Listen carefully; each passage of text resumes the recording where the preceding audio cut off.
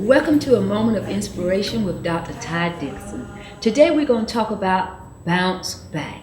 How in the world can you bounce back?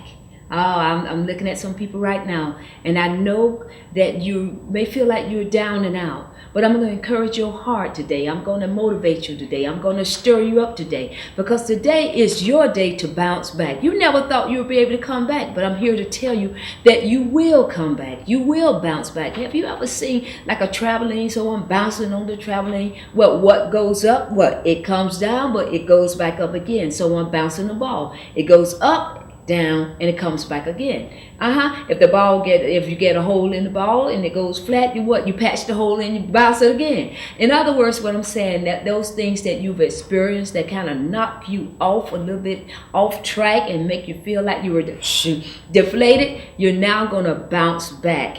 You see, life has its challenges, and there are times you're going to suffer injury, and that's why Jesus came. He came for that time of your injury. You see, the Bible lets us know that it's by the stripes of Jesus that we are healed. When I say the stripes of Jesus, I'm talking about the time you probably heard about it. He died on the cross. He was whipped all night long. He shed his blood. It doesn't sound very pleasant, and it wasn't pleasant for him, but he did it just for you. And that blood that flowed from his veins, that blood that flowed out of him, gushed out of him, was the blood that can actually heal you. Hard to believe, but it's the truth. In other words, I know that your faith in Jesus Christ will cause that injury that you've gone through to be completely healed. Sounds a little bit amazing, doesn't it? But it's the truth. It's by the stripes of Jesus you are healed. You'll find that in Isaiah 53 when you get a chance to read it. So what I'm saying is, let's get together and let's bounce back. So how do you bounce back?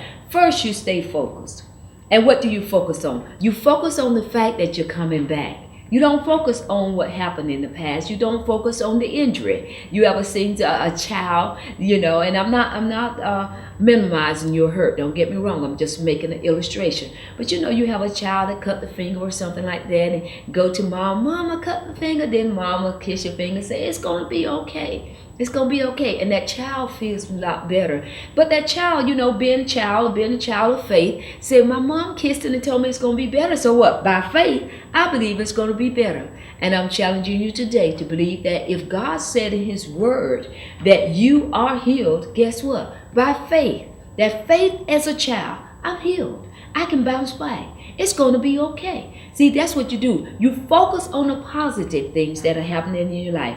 The second thing you want to do is allow God to heal the wound. So many times we won't allow God to heal it because we don't want to expose that there's a wound. But I want you to know that it's nothing wrong with exposing your wound to the Lord. It's nothing wrong to say, God, this is where it hurt, and this is how I was hurt, and this is what was done. And God, my heart feels broken. And see, it's nothing to be ashamed of. It just knows that what? He has ears to hear your cry. And he wants to hear you. He wants to hear you cry unto him. He wants you to expose that wound so that and another thing I want you to know, even as we talk about bouncing back, one thing that is so invigorating, is a powerful thing when you realize it, that once you expose your wound to God, the healing process takes place. See, sometimes we as human beings, we are ashamed to expose our wounds to other people. But when you expose it to God in prayer, when you say, God, this is really what's going on the inside of me, it's something about him that draws the love of Christ operating through that conversation with him, that you would know he heard me and I'm being healed. Another thing you want to do in bouncing back, and we're closing up real soon, is you got to learn how to forgive. Let it go. Ask God to give you the strength to forgive. Then you want to press on. Yes, you do. You got to press on. I'm not saying you're going to wake up after being raped and next day everything's going to be fine, or being abused, or somebody stealing everything you have, or losing your job, or whatever it was, the traumatic event. I'm not saying that the next day is going to be nothing, like it's nothing happened to you. What I am saying is, if you continue to press your way each day, taking one day at a time, and living that day the best way you can, you will come out of it. Bounce back. What? Stay focused, allow God to heal the wound, forgive, press on, and bounce back. You have just enjoyed a moment of inspiration with Dr. Ty about Dixon. your works, because I'm grateful.